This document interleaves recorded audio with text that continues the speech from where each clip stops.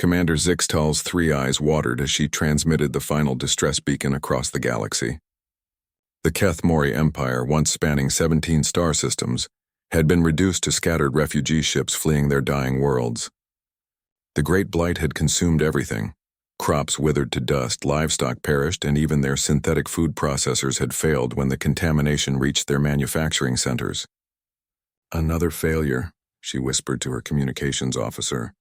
"The Veltari won't share their reserves. The Crystalline Collective claims they're operating at minimum subsistence. Even the machine worlds of Axis Prime have declined our requests." Her officer, young Krendos, looked up from his console with hollow eyes.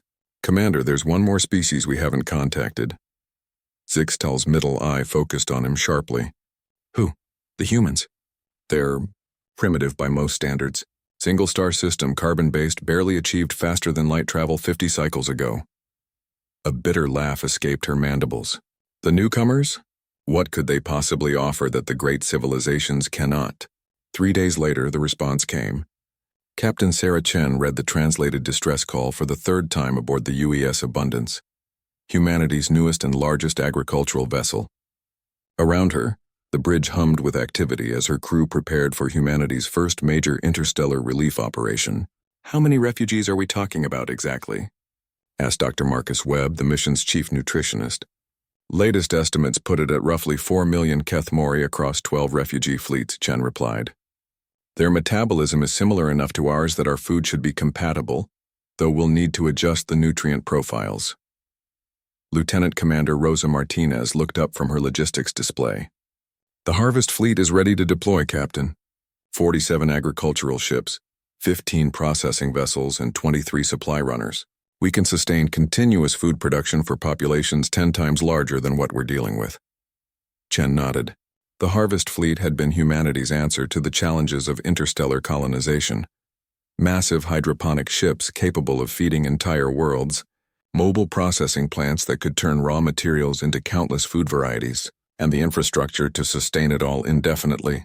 "What the other species don't understand," Chen mused, "is that humans learned to be really good at making food when we spent 10,000 years figuring out how not to starve. When the first human ships dropped out of hyperspace near the Keth Mori refugee fleet, Zixtal expected to see perhaps a small convoy carrying emergency rations. Instead, her sensors registered vessels that defied comprehension. Each human ship was massive, larger than most Keth Mori cities, and they just kept coming. "Keth Mori Fleet, this is Captain Chen of the United Earthship Abundance. We've brought dinner." Within hours, the space around the refugee fleet transformed into something unprecedented in galactic history. The humans deployed modular docking stations, extending umbilical connections to every refugee ship. Automated cargo systems began transferring supplies at an impossible rate. Zixtal found herself aboard the Abundance, staring in wonder at what the humans called their main production deck. Vast hydroponic gardens stretched beyond the horizon under artificial suns. Automated harvesters moved through fields of grain, while processing plants churned out protein cultures and synthetic nutrients. "Your people are starving," Captain Chen said simply. "So we brought a farm. Several farms, actually." "This is impossible," Zixtal whispered. "The energy requirements alone?" "Fusion reactors," Dr. Webb explained cheerfully. "We learned to crack energy efficiency when our home planet started running out of resources. Now we can run full agricultural production anywhere there's hydrogen to fuel the reactors, and space is, as it turns out, full of hydrogen." Over the following days, Zixtal watched her people transform. The hollow-eyed desperation gave way to amazement as human food arrived in quantities that seemed to violate conservation of mass. Not just basic sustenance, but varieties they'd never imagined. Fruits that burst with sweetness, grains that satisfied in ways their traditional foods never had. Proteins that could be shaped and flavored into any form. But it was more than just the abundance. The humans had sent chefs along with their farmers. "Your people seem to prefer savory flavors with a slight alkaline note," Chef Rodriguez explained as he prepared samples for Keth Mori tasters. "We've adjusted our protein cultures accordingly and developed several new spice blends that should complement your dietary preferences." "You develop new foods? For us?" Zixtal asked. "Well, yeah. What's the point of saving people from starvation if the food tastes terrible?" Within a week, the refugee crisis had become something else entirely. a festival. Human ships provided not just sustenance but celebration. They taught Kethmori chefs new techniques, shared recipes that had been refined over millennia of human civilization, and established ongoing trade agreements to ensure the refugees would never face hunger again. Commander Zixtal stood on the observation deck of the Abundance, watching human and Kethmori children play together in the ship's recreational areas, while their parents shared meals and stories.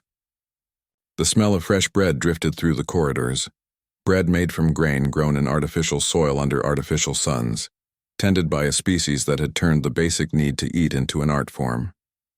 "Captain Chen," she said, "I must ask, why did your people respond when all the great civilizations turned us away?" Chen paused in her conversation with a group of Kethmori engineers who were eagerly studying human agricultural techniques. "The way we see it," she said, "hunger is a problem with a solution. Always has been. You just have to be willing to scale up." She gestured toward the vast agricultural deck stretching out before them. "Besides, good food brings people together. We figured if we're going to be neighbors in this galaxy, we might as well make sure everyone's got a full belly and a reason to smile." As news of humanity's intervention spread across the galaxy, other species began to take notice. The humans hadn't just solved the Kethmori crisis, they'd demonstrated something that had been thought impossible. Abundance in the void of space, plenty where there had been scarcity, and the kind of efficiency that turned basic survival into comfortable living. Within a month, humanity received its first request for agricultural consultation, then another, then 17 more. Captain Chen smiled as she approved the deployment of additional harvest fleets. Humanity had found its place in the galactic community, and as it turned out, that place was at the dinner table, making sure everyone had a seat.